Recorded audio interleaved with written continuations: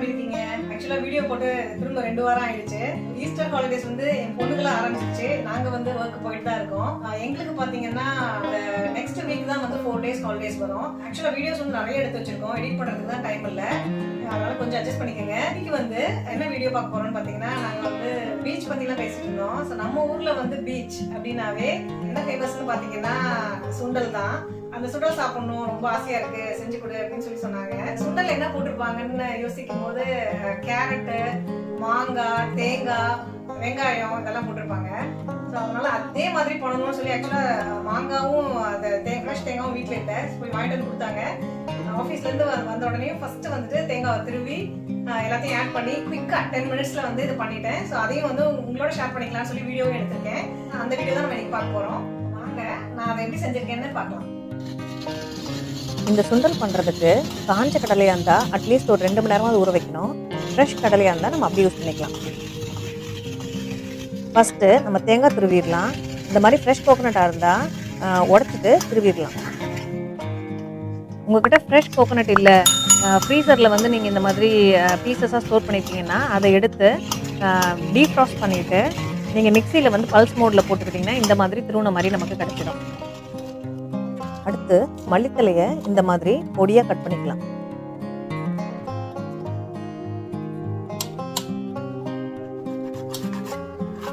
அப்புறம் நம்ம கேரட்ஸை வந்து தோல் சீவிட்டு இந்த மாதிரி துருவிக்கலாம்.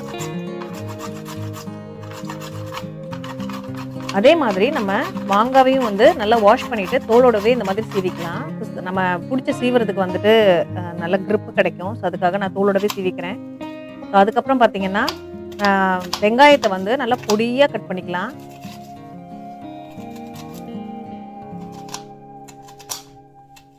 நம்ம இந்த வெஜிடபிள்ஸ் எல்லாம் எவ்வளோ பொடியாக நம்ம கட் பண்ணுறோமோ அந்த அளவுக்கு சுண்டல் நல்ல டேஸ்ட்டாக இருக்கும்.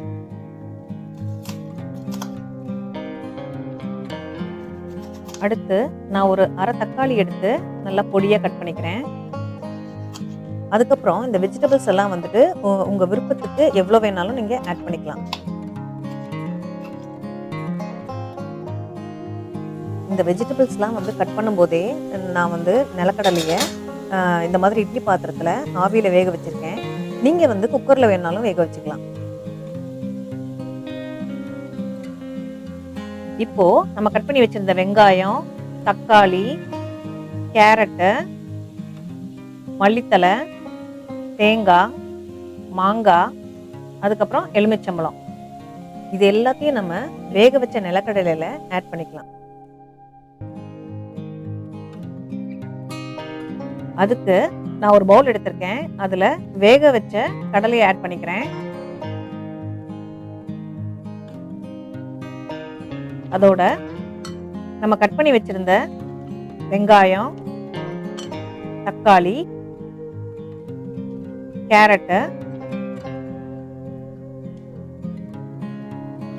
மல்லித்தலை, தேங்காய், மாங்காய், அதுக்கப்புறம் நம்ம எடுத்து வச்சிருந்த அந்த அரை எலுமிச்சம்பழத்தையும் பிழிஞ்சு விட்டுக்கலாம். அடுத்து ஒரு அரை டீஸ்பூன் மிளகாத்தூள் உங்கள் காரத்துக்கு ஏற்ப நீங்கள் சேர்த்துக்கலாம். அப்புறம் ஃபைனலாக வந்து நம்ம உப்பு ஆட் பண்ணி இதெல்லாம் வந்து மிக்ஸ் பண்ணிட்டோம்னா நம்மளோட பீச் ஸ்டைல் சுண்டல் சூப்பராக ரெடி ஆயிடும்.